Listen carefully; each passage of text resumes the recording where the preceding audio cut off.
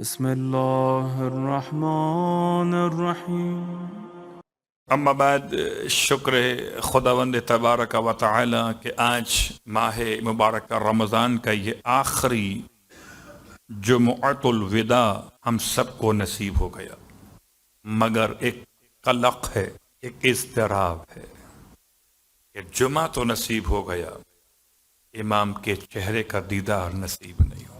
دوسرا قلق یہ ہے کہ وہ مبارک مہینہ اب جانے کو ہے، اس کے آنے سے رحمتیں تھیں، عبادتوں کا مزاج تھا، خدا کی محبت پر اطمینان تھا، دن بھر حلال چھوڑ کے بیٹھتے تھے، وقت افطار خدا کو یاد کرتے تھے۔ کیا نعمتیں تھیں پروردگار عالم کی، ظاہری اور باطنی دونوں نعمتیں، اور رخصت ہونے کو ہے۔ اور یہ جملہ کافی ہے کہ اہل دنیا کی عید تو ہوگی عید الفطر میں، یعنی مسلمانوں کے اعتبار سے، اور خدا کے اولیاء کی عید یہ 30 دن تھے۔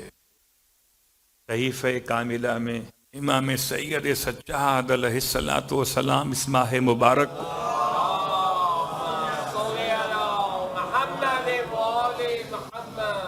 اس طرح رخصت کرتے ہیں جیسے کوئی عزیز کو رخصت کرتا ہو، جیسے کوئی بھائی سے گلے مل کے روتا ہو، جیسے کوئی اولاد اپنے ماں باپ سے بچھڑتے ہوئے بار بار ماں باپ کو چومتی۔ آپ کے الفاظ پہ غور کیجئے تو ایسا ہی محسوس ہوتا ہے۔ امام بار بار اس ماہ مبارک کو سلام کرتے،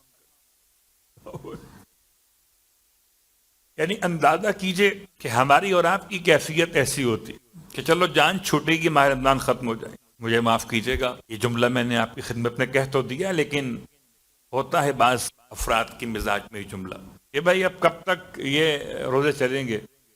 اس کا اندازہ کرنا تو اتنا کافی کہ ایک دن برداشت نہیں ہوتا۔ 29 ماہ رمضان کے بعد 30واں روزہ ایسا لگتا ہے جیسے حلق میں تیر بن گیا ہو۔ جو 29 رکھ چکا ہو اس کے لیے ایک روزہ کیوں مشکل ہو جاتا ہے؟ اتنا قسم بخدا ہم ماہ شوال کے چاند کو ڈھونڈتے ہیں، اتنا اگر سیدہ کے لال کو ڈھونڈتے تو مل جاتے۔ آپ کو شاید اندازہ ہو نہ ہو، مجھے تو اس لیے اندازہ ہے کہ اب تو کافی سالوں سے میں آپ کی خدمت میں ایسا وارد رہا کہ اب آپ میرے عادی ہو گئے، میں آپ کا عادی ہو گیا۔ ورنہ پاکستان میں رہتے ہوئے ساری رات فون بجتے تھے، چاند ہوا کہ نہیں ہوا، چاند ہوا کہ نہیں ہوا۔ ارے بھائی نہیں ہوا یا ہوا، آپ کا کیا مسئلہ ہے؟ کل کا روزہ رکھیے، پھر اگر چاند کا یقین ہو جائے تو افطار کر لیجئے۔ سارے آسان مسئلے بیان کرنے کے باوجود بعض تو ایسے رہتے ہیں صاحبان علم جو تھک جاتے ہیں اور فون ہی بند کر دیتے ہیں۔ خیر، بات کہیں سے کہیں نکل جاتی ہے، اپنے آپ کو روکتا ہوں۔ یہ چوتھے امام نے ماہ رمضان کو وداع کیسے کیا؟ آپ فرماتے ہیں اولیاء خدا کی عید تجھ پر میرا سلام ہو۔ اولیاء خدا کی عید، اس کو ہم عید کہتے ہیں، وہ نہیں، اس کو ہم رمضان کہتے ہیں، اس کو امام نے اولیاء خدا کی عید کہا۔ اب پہچانیے کہ میری اور آپ کی عید 3 دن کی ہوتی ہے، یہی تو ہے نا، اور خدا کے اولیاء کی عید 30 دن کی ہوتی ہے۔ پھر امام سلام کرتے ہیں اپنی اس دعائے وداع کے اندر، اے وہ خدا کے مہینے تجھ پہ سلام، اس کے آنے سے عبادت کا ذائقہ بڑھ گیا، اس کے آنے سے رحمت خدا میں، نعمت پروردگار میں اضافہ ہو گیا۔ کون پڑھتا تھا یا علیو یا عظیمو یا غفورو یا رحیم؟ کون یاد کرتا تھا اللہم ادخل اللہ اہل القبور السرور، اللہم انی افتتح الثناء بحمدک؟ کون پڑھتا تھا؟ یہ خالی ایسا مہینہ ماہ رمضان تھا جس کی رات کی دعا الگ ہے اور دن کی دعا الگ، روزے کا ثواب الگ اور ہر ایک رات کی الگ نماز کا ثواب الگ۔ یہ رخصت ہو رہا ہے، اور اس کو رخصت کرتے ہوئے فیصلہ آپ نے میں نے کرنا ہے کہ اس سے محبت تھی تو رخصت کریں گے روتے ہوئے، اور اگر یہ بوجھ تھا نہیں، پھر غور کیجئے گا۔ کبھی کبھی آپ کے گھر مہمان آتے ہیں، ایک مہمان وہ آتا ہے اس کے لیے آپ چاہتے ہیں کہ بس یہ جلدی اٹھ کے جائے، بہت باتیں کرتا ہے، بہت باتیں کرتا ہے، اٹھ کے جائے، چائے پی لی، کھانا کھا لیا، جائیے۔ کبھی ایک مہمان ایسا ہوتا ہے جس کے لیے آپ کہتے ہیں ارے بیٹھیے، ارے کچھ دیر اور بیٹھیے، آپ دل سے کہہ رہے ہوتے۔ تو ماہ رمضان کو آپ نے کون سا مہمان سمجھا تھا؟ ودا وہ کرے گا جس نے اسے اچھا مہمان سمجھا ہو. یعنی 29ویں روزے کو رو رو کر دعا مانگتے خدایا ایک روزہ اور دے دے. ہم اس کے برعکس دعا مانگتے خدا کرے چاند ہو جائے. اللہ خدا کرے چاند ہو جائے. یہ دعا کہاں مانگتے؟ خدا کرے ایک روزہ بڑھ جائے.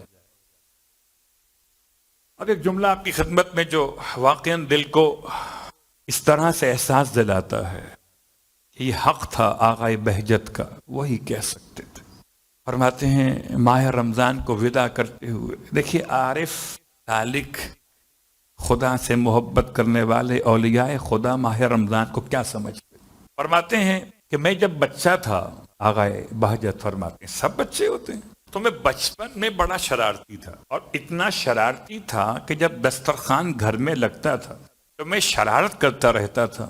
لوگ گھر کے بڑے کھانا کھاتے تھے، اور یہاں تک کہ جب دسترخوان اٹھائے جانے کا وقت آ جاتا تھا، یعنی بڑے لوگ کھانا ختم کر چکے ہوتے تھے، تو میری ماں مجھ سے منتیں کرتی تھی اس سے پہلے کہ دسترخوان اٹھا لوں بیٹا 3 لقمے 2 لقمے، پیچھے پیچھے آتی تھی.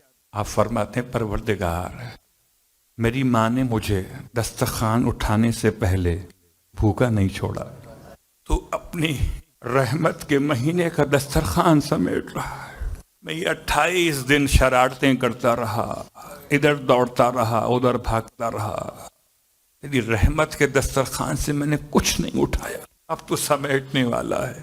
70 ماؤں سے زیادہ مہربان ہے، اس کو سمیٹنے سے پہلے ایسے کھلا دے مجھے جیسے میری ماں مجھے کھلاتی تھی. اپنے اپنے انداز سے آپ ماہ رمضان کو ودا کر سکتے ہیں، چونکہ آج کی آخری گفتگو ہے، تمام باتیں ہیں اور وقت مختصر میں بہت ساری باتیں بیان کرنا ہے. خدا کرے کہ میں بیان کرنے میں کامیاب ہو سکوں، اپنی ذات کے لیے اپنی آخرت کے لیے. صلوات پڑھیں محمد و آل محمد.